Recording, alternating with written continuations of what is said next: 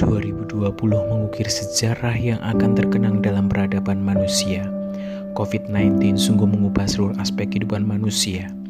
Semenjak kemunculannya di Wuhan awal Januari lalu, hingga saat ini virus corona telah menyebar ke seluruh belahan dunia dan mempengaruhi seluruh segi kehidupan manusia. Virus corona sungguh memberi dampak yang luar biasa besar bagi dunia.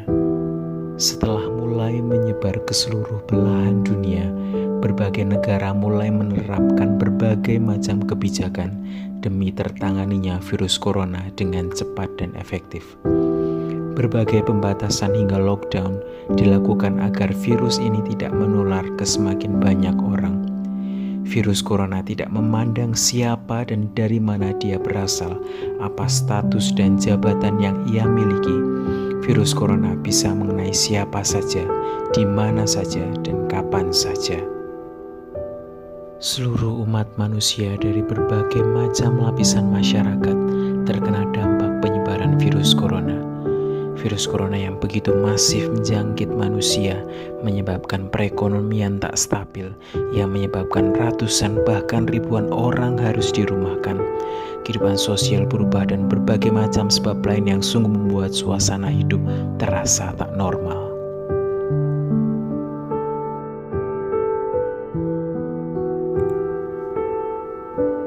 COVID-19 yang terjadi di tahun 2020 ini menimbulkan krisis yang berkepanjangan, tidak hanya menyebabkan krisis dalam bidang sosial dan perekonomian ataupun bidang kehidupan lain.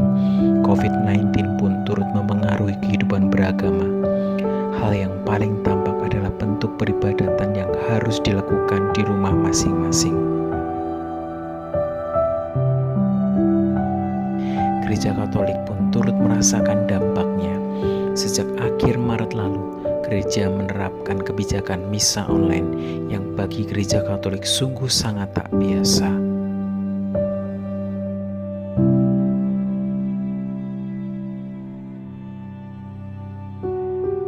Seperti juga umat beragama lain, gereja, umat Katolik pun turut terdampak. Ekaristi yang biasa dilakukan dengan tatap muka, umat yang biasa menyambut komuni secara langsung harus rela hati melakukannya di rumah masing-masing dan menyambut komuni secara batin.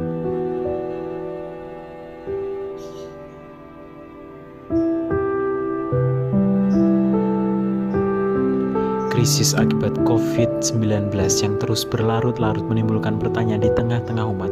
Apakah yang dilakukan gereja selama ini? Bagaimanakah gereja bergerak di masa pandemi untuk menghadapi krisis yang terjadi?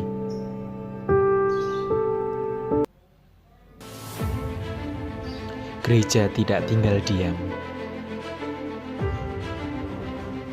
Gereja bergerak meski tak tampak. Gereja memiliki aksi nyata meskipun tak terlihat ada. Gereja bergerak dalam bidang sosial. Gereja tetap berjuang membina iman umat. Gereja hadir dan bersolidar. Pandemi tidak membuat kami berhenti untuk terus menyapa dan melayani, mengajak umat berjumpa dengan Tuhan, terus menyapa dan membantu mereka yang berkekurangan.